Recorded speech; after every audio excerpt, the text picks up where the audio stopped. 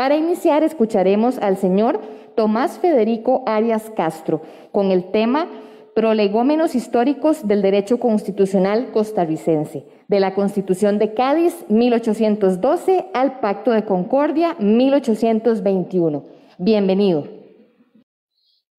Resulta claro en todas las circunstancias que acaecen en los hechos y en las vicisitudes sociales, y como ya de manera brillante lo había establecido Heródoto y Tucídides, padres de la ciencia histórica desde el siglo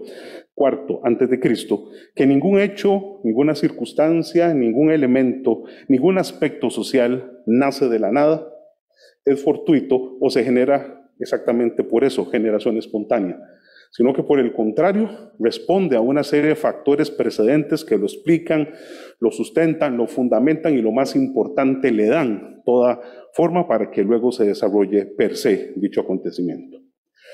Y eso, señoras y señores, es precisamente lo que acontece con el tema que vamos a exponer en la tarde de hoy, relacionado precisamente a los orígenes constitucionales de la nación costarricense, por una razón muy sencilla. Porque por supuesto no nació aquí, no tuvo su origen aquí, por supuesto que esos antecedentes fueron de casi 3 siglos, que es lo que vamos a tratar de dilucidar en esta primera parte. Ya desde la época del Alto Imperio Romano, y me estoy refiriendo del 27 desde el 27 después de Cristo al 235 después de Cristo,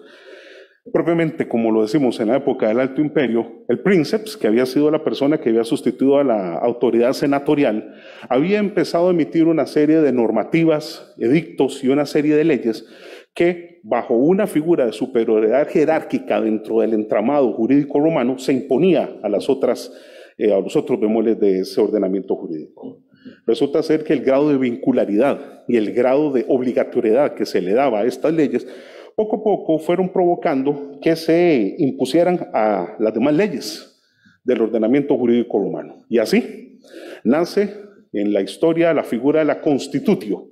que viene de los verbos latinos con y statuere, que son precisamente palabras que hacen alusión al establecimiento a la creación de, es más, a todo lo que tenía como fundamento del ordenamiento jurídico romano. Y de la palabra constitutio, como ustedes me comprenderán,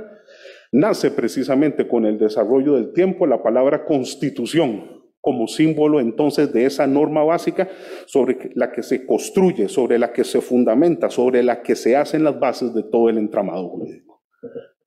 A la caída del Imperio Romano de Occidente en 476 y con el subsecuente inicio de la Edad Media, esta figura va a desaparecer como desapareció el derecho romano después incluso del digesto y la pandectas y el corpus juris civilis de Justiniano, y va a resurgir con una fuerza tremenda precisamente a finales de la Edad Media y orígenes del Estado moderno, donde precisamente las tesis de la Ilustración, el liberalismo, el enciclopedismo van a darle sustento a las figuras de John Locke, del barón de Montesquieu, de Voltaire, Diderot y d'Alembert, a esa figura de la Constitución y la van a redefinir bajo el siguiente concepto. Va a mantener el grado de vincularidad, va a mantener el grado de obligatoriedad, pero ahora no es la voluntad del princeps, no es la voluntad del emperador. Ahora será la voluntad general, la voluntad del pueblo, de la ciudadanía, la que le dé toda la legitimidad a estas constitutio, y así vemos cómo el fenómeno del constitucionalismo, señoras y señores, nace precisamente en esta circunstancia entre finales del siglo XVII y principios del siglo XVIII. Es aquí donde esta figura va a ir a recalar a 13 colonias que el Imperio Británico tenía al otro lado del continente europeo, desde Plymouth, y resulta ser que después de una serie de acontecimientos que no es hoy la tarde para venir aquí a dilucidarlos, estas colonias se van a enfrentar precisamente a la corona de Jorge III de la dinastía Hanover en Inglaterra y van a propiciar que ese constitucionalismo se materialice por primera vez en la historia. Es así que en 1776, esa colonia llamada New Hampshire es para nosotros los historiadores y los abogados el más importante de los elementos de lo que estamos narrando hasta este momento, porque se erige en la primera localidad del mundo en tener una constitución política. A partir de ese momento y con la ulterior declaración de independencia de los Estados Unidos, el fundamento de creación de la Convención Nacional de Filadelfia, esta nación va a emitir en 1787, y como es ampliamente sabido, la Constitución Política de los Estados Unidos. Y finalmente con eso se convierte, señoras y señores, en la primera nación del mundo que no solamente tiene una norma constitucional para su historia jurídica, sino que le lanza ese ejemplo a las otras naciones del mundo. ¿Y cuál va a ser la realidad histórica jurídica en la que esto se replica? Cruza esta idea del Atlántico, llega a París, y en aquella coyuntura en la que desde 1775 María Antonieta y Luis XVI están rigiendo los destinos de Francia, se inicia así con Robespierre, Danton, Marat y Condorcet, la Revolución Francesa, que va a ser la que lleve entonces el constitucionalismo a su primera gran materialización en Europa. No sobra decir que aquí hay un aspecto muy importante. La Declaración de los Derechos del Hombre y el Ciudadano de 1789 se convierte en el preámbulo para que entonces Francia vaya a tener su constitución. Y para nosotros los costarricenses esto que viene es importantísimo, porque Francia va a ser la primera nación del mundo que convoque a una Asamblea Nacional Constituyente, nombre que nunca había existido y que los Estados Generales franceses van a permitir que se haga entonces esta convocatoria a un grupo de personas que se dediquen a redactar una constitución en la historia. Y Francia, en 1791, tendrá el honor histórico de ser la segunda monarquía de Europa, después de la polaca, en tener una constitución. Con el paso de los años, terminamos el siglo XVIII, y ya para 1799, como es ampliamente sabido, el ínclito general Napoleón Bonaparte Rímolo se va a instalar en el poder de Francia, vuelve a la monarquía que tanto se había luchado en la Revolución, se instala el Imperio Napoleónico en 1804, y nos interesa este aspecto de manera determinante para la segunda parte de lo que vamos a narrar en la tarde de hoy. Entre sus objetivos estratégicos, había hecho varias campañas militares que en la historia se conocen como la primera, segunda, tercera, cuarta y quinta coalición. Pues bueno, España se convierte, señoras y señores, en el más importante de los objetivos de Napoleón Bonaparte, y por una razón muy sencilla: es la puerta de entrada al Mediterráneo y es lo más importante, la monarquía que permitirá, según los objetivos napoleónicos, acabar con Inglaterra, que era el gran enemigo de aquel momento de Francia. Lo cierto es que preguntémonos por un momento, si España tenía algún elemento y si España tenía alguna circunstancia que la afectara, ¿eso solamente lo afectaba a ellos? Como todos y todas saben, eso es un rotundo no. España era dueña de la mitad del mundo, desde las Indias, o era el nombre oficial que se conocía al actual continente americano, desde California, Utah, Arizona, Nuevo México, hasta la Tierra del Fuego en Chile, era dueño de todos estos territorios, y como dicen varios historiadores, si España se enferma, las Indias se resfriaban. Y entonces es así como la invasión napoleónica provoca una reacción en cadena de parte de los habitantes españoles que quieren sacar a esos usurpadores de su tierra. Se inicia un movimiento que en la historia se conoce como el famoso Organización de las Juntas. Y estas juntas, que eran grupos guerrilleros que estuvieron en Pamplona, Madrid, Sevilla, Barcelona, Osasuna, etcétera, etcétera, etcétera, toman una decisión vital para quienes nos escuchan. Invitan a los virreinatos indianos a que envíen representantes también a España para que la lucha sea hemisférica. ¿Cuáles eran? El virreinato de la Nueva España, el virreinato de Granada, el virreinato de Nueva Granada, de La Plata, y por supuesto el que venía a conjugar todo este asunto era la idea de que todos estos representantes fueran a defender a la madre patria. Cuando esta convocatoria se da en 1810, todos los pueblos, los ayuntamientos indianos empiezan a mandar a sus representantes, y con mucho orgullo, como es bien sabido para los cartagineses en particular y para los costarricenses en general, don Florencio del Castillo Villagra se convierte en nuestro eximio representante ante las Cortes de Cádiz, y allá La Voz de Costa Rica tendrá esa manera brillante de desarrollarse con don Florencio. Pues bueno, ¿qué lleva todo esto? A emitir la famosa Constitución Política de la Monarquía Española el 19 de marzo de 1812, que comúnmente se le conoce con el sobrenombre de Constitución de Cádiz, por ser la ciudad sureña de España en donde esto se emitió.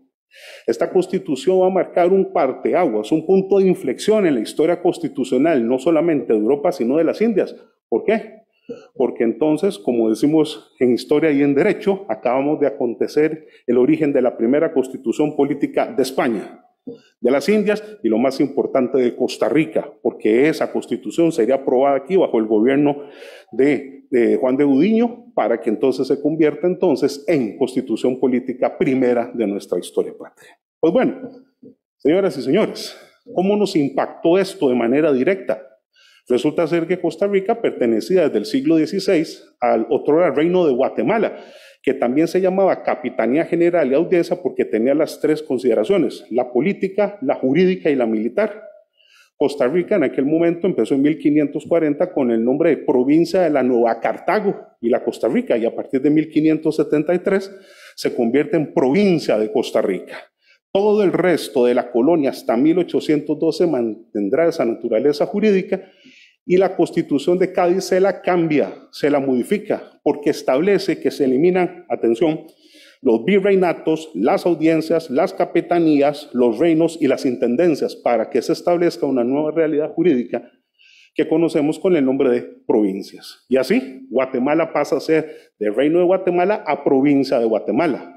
México, que no llevaba ese nombre, sino Nueva España, pasa a ser Virreinato de Nueva España a Provincia de Nueva España. Y nosotros dejamos de ser provincia de Costa Rica para unirnos con Nicaragua, según la Constitución de Cádiz, y pasar a ser la provincia de Nicaragua y Costa Rica. Eso fue el gran cambio, señoras y señores, que tuvimos en el 12. No duró mucho, porque en 1814 los españoles logran sacar a los franceses tras la batalla de Vitoria, y Napoleón sale derrotado, sobre todo por su guerra con Rusia, el zar Alejandro II, y finalmente la Constitución de Cádiz pasa algo increíble, de esas cosas inauditas, de esas cosas ingratas de nuestra historia. Resulta ser que Fernando VII, el rey por el que tanto se había peleado, el rey por el que tanto se había luchado por parte de los españoles, viene y apenas a 3 días de haberse instalado en marzo de 1814, deroga la Constitución de Cádiz para la sorpresa y para todo el mal sabor de boca de los españoles y de los indianos. Y a raíz de esta circunstancia, ustedes me comprenderán, se elimina otra vez el sistema de las provincias y se instala nuevamente el régimen colonial con virreinatos, reinos, capitanías, intendencias, etcétera, etcétera, etcétera. Esta situación se mantendrá por los próximos 6 años y ahora sí, nos acercamos al tema central, porque en 1820, y véase que hemos dado un salto de 6 años, en 1820 los españoles han tratado otra vez de que la Constitución de Cádiz vuelva a ponerse en vigencia. Aquí el famoso general Rafael del Riego Núñez solivianta a las masas populares españolas para que le exijan a Fernando VII que esto se dé.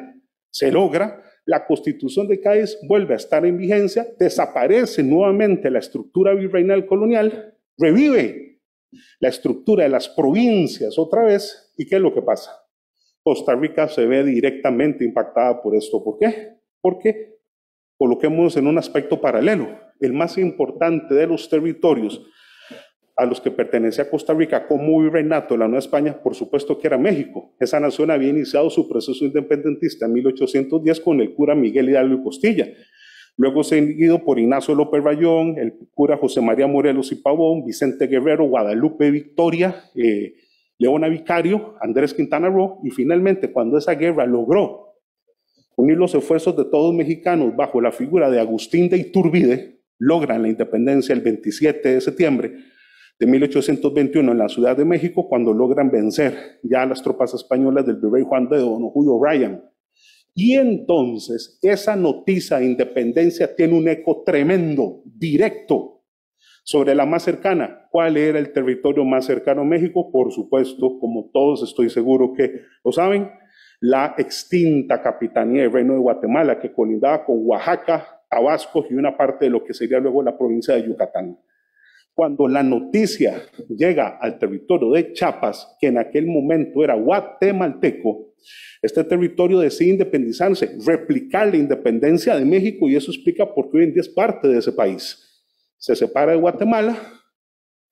y, señoras y señores, viene para mí uno de los puntos focales de mi disertación del día de hoy. Cuando las noticias de México y Chiapas llegan a Ciudad de Guatemala, Gabino Gainza Fernández y la Diputación Provincial reciben ese documento y toman la decisión de convocar un cabildo para tomar una decisión. Todos la conocen y todos la saben. Guatemala, el 15 de septiembre de 1821, declara su independencia su autonomía, su emancipación. Quiero hacer esto especial énfasis y especial indicación, pues como lo hemos hecho por muchos años con nuestros estudiantes, este fue un acto unilateral de independencia de Guatemala para los guatemaltecos. Y es así que, como los abogados y los historiadores hablamos con pruebas, basta con que puedan ver ustedes en cualquier libro o página de internet la redacción del Acta de Guatemala, en donde se indica claramente que esta independencia solo será para ese territorio, y que en el artículo 18 dice que se mandarán cartas a las otras 4 provincias de Centroamérica para que tomen sus propias decisiones.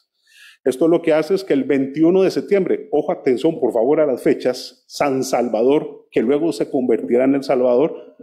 declare su independencia. Para el 28 de septiembre, Comayagua, hoy Honduras, tome la decisión de independizarse, y cuando la noticia llega el 28 de septiembre también a Nicaragua, su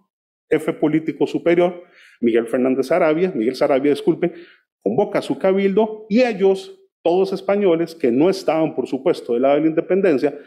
toman una declaración bastante ambigua que los historiadores conocemos con el nombre de Primer Bando de la Diputación de León. Bando porque era, según la nomenclatura jurídica, las decisiones que podía tomar un cabildo, y León porque era la capital de Nicaragua en aquel momento, no Managua.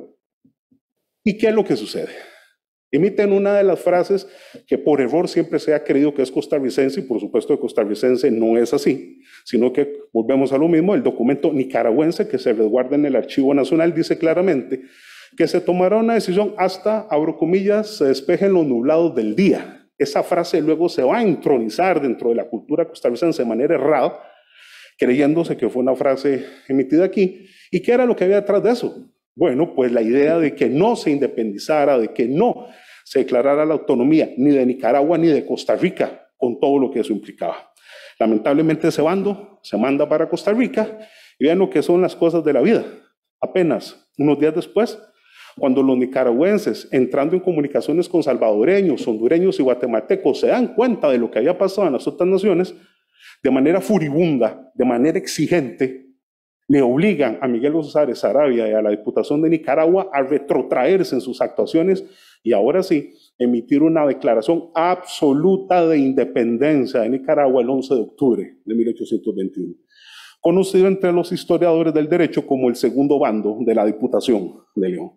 Carta que también se mandará a Costa Rica, pero como ustedes me entienden, en una realidad que no había medios electrónicos, eso simplemente iba a caballo y iba a durar unos días, obviamente, pues llegar a nuestra patria. El primer bando es recibido aquí por el último gobernador español de nuestra tierra, don Juan Manuel de Cañas Trujillo Sánchez de Madrid. Y qué cosa curiosa, que no tiene nada de curiosa. Don Juan Manuel, imitando los mismos puntos del primer bando, no declara la independencia de Costa Rica. Él no está a favor, por supuesto, él es un español. Y lo que se hace entonces es convocar el Cabildo de Cartago primero, al de San José segundo, al de Heredia y luego al de Alajuela, para ir convenciéndolos de tomar esa frase de hasta que se despejen los nublados del día, tratando de atrasar el proceso independentista. ¿Cuáles son los dos cabildos que de manera valiente y decidida acaban con este asunto? Cartago y San José sostienen y entienden que aquí no está pasando algo correcto, se oponen a la voluntad de Cañas, y así de manera brillante, y digo muy orgulloso para nosotros los costarricenses, el 16 de octubre se convoca una reunión de todos estos representantes de los cabildos para que tomemos nuestro destino en nuestras propias manos. Es el origen de lo que en historia se conoce como la Junta de Delegados de los Ayuntamientos. Ojo el nombre, Junta Delegados de Ayuntamientos. Y finalmente esta junta se divide en dos posiciones: quienes quieren una independencia absoluta y quienes quieren más bien unirse a otra nación para poder tomar entonces decisiones ulteriores. Finalmente no se ponen de acuerdo y, señoras y señores, toman la decisión de reunirse dentro de 3 días en Cartago para tomar una decisión definitiva, y aquí, con su permiso, viene para el suscrito la parte más importante de nuestra disertación de hoy. Es así como 3 días después, en efecto, se reúne la Junta de los Delegados de los Ayuntamientos en la ciudad de Cartago, y en unión con el Cabildo de esa ciudad empiezan a conocer los documentos. ¿Y qué creen que ha pasado? En horas de la mañana de ese mismo día ha llegado el segundo bando de la Diputación de León a nuestra patria, por histórica y yo diría bendita coincidencia, Y con todo ese panorama, toman de manera unánime 28 de esas personas que estuvieron reunidas ahí la decisión, yo diría, más importante de la historia de Costa Rica, porque efectivamente el lunes 29 de octubre de 1821, Costa Rica emite su acta de independencia en términos históricos y jurídicos, tal y como lo prueba el hecho indefectible que ese documento cualquier costarricense lo puede ir a ver al Archivo Nacional, en donde está ahí con esa fecha exacta, en donde se rompe el vínculo que había nacido desde 1502, cuando nosotros habíamos quedado incorporados a la corona. Esta es no solamente el acta de independencia, sino el acta de nacimiento de Costa Rica, y con eso, señoras y señores, se instalará apenas 12 días después una famosa Junta de Delegados de los Pueblos, primer órgano político de la historia de Costa Rica, que se va a erigir en la primera Asamblea Nacional Constituyente, imitando a la Asamblea Nacional Francesa, y para nuestro orgullo como costarricenses, emite el 1 de diciembre de 1821 el Pacto Social Fundamental Interino de Costa Rica, con cuyo nombre, como todos ustedes podrán ver, se está haciendo no solo alusión en la parte filosófica al contrato social de Juan Jacobo Rousseau, como parte de esa relación jurídica entre el Estado y las personas, sino que vea que se le dice fundamental, porque bajo los efectos del constitucionalismo se le dio el rango de constitución política. Y la palabra interino responde precisamente a la idea de que era temporal mientras se definía cuál iba a ser la realidad jurídica de Costa Rica, realidad que a partir del 10 de enero de 1822 nos unió al primer imperio mexicano Agustín de Iturbide, y que por el resto del año 22 y hasta el 8 de marzo de 1823 fuimos parte de ese primer imperio mexicano, hasta que finalmente 9 días después se rompe ese vínculo con el imperio mexicano, se convoca aquí un Congreso Provincial de Costa Rica, primero de nuestra historia, y efectivamente el 19 de marzo de 1823 se deroga el Pacto Social Fundamental, también llamado Pacto de Concordia, en alusión a ese vocablo revolucionario francés de la época de la República, y con eso se termina la primera parte de toda la coyuntura independentista de Costa Rica, que es la que estamos celebrando y conmemorando, señoras y señores, en este año 2021 de manera pues muy sentida y de manera muy cumplida. Así las cosas. Les agradezco mucho la gentileza de sus palabras y la atención que han tenido para con el suscrito, y sobre todo para que podamos conocer a fondo lo más importante que tenemos los costarricenses, que es nuestra historia. Muchas gracias y buenas tardes.